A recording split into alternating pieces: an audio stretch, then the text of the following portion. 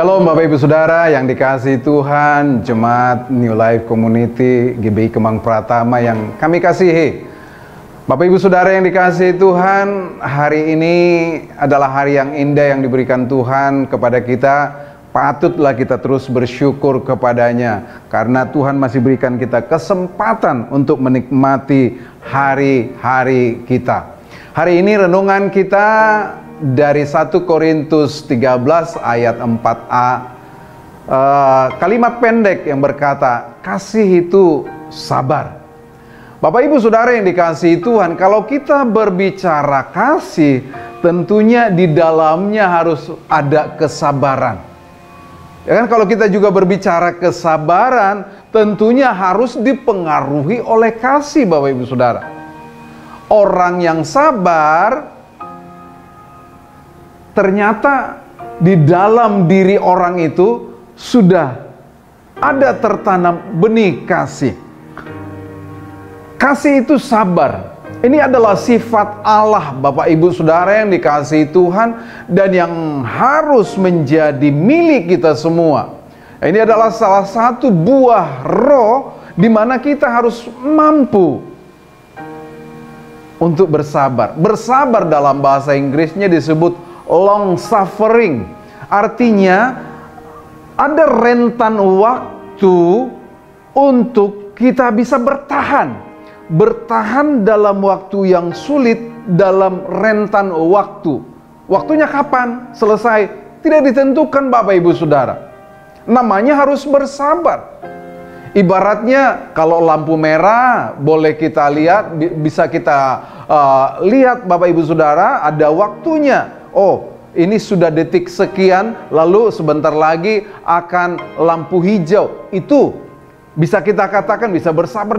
Tapi bersabar yang dimaksud Bapak Ibu Saudaraku, bagaimana kita bertahan dalam sebuah penderitaan. Bahkan di ayat lain dikatakan sampai menantikan sampai Tuhan Yesus datang.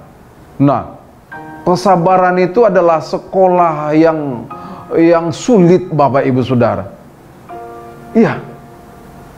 Untuk kita bisa lulus dari kesabaran, harus diuji dengan hal-hal yang membuat kita tidak sabar. Jangan katakan Bapak Ibu Saudara adalah orang sabar tanpa ada gangguan-gangguan yang membuat Bapak Ibu Saudara mendistraksi kesabaran Bapak Ibu Saudara.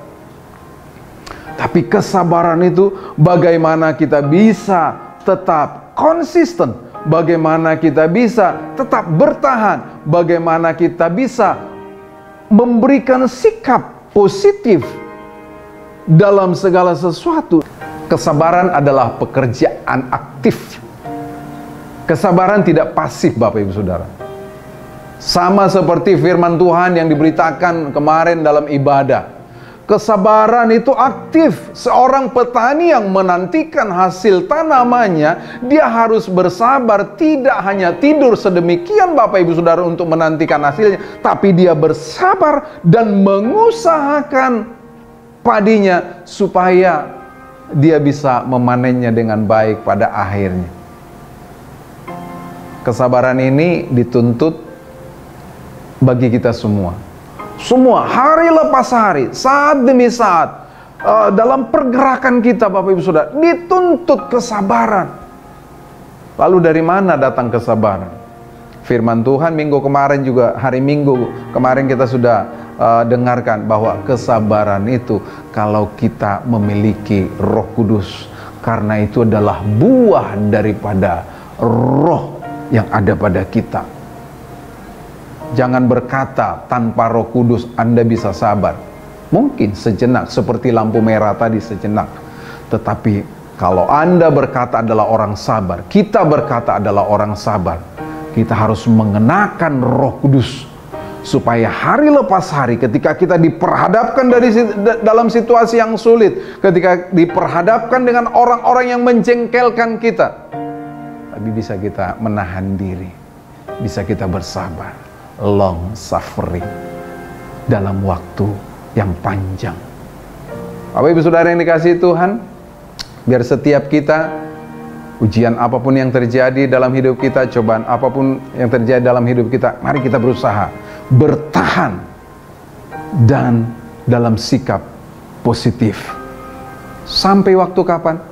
Sampai waktu Tuhan menyatakan kuasanya. Sampai waktu di mana segala sesuatu itu akan berakhir. Sabarlah dalam penderitaan, sabar dalam kesesakan, sabar dalam segala hal. Tuhan Yesus memberkati kita. Haleluya.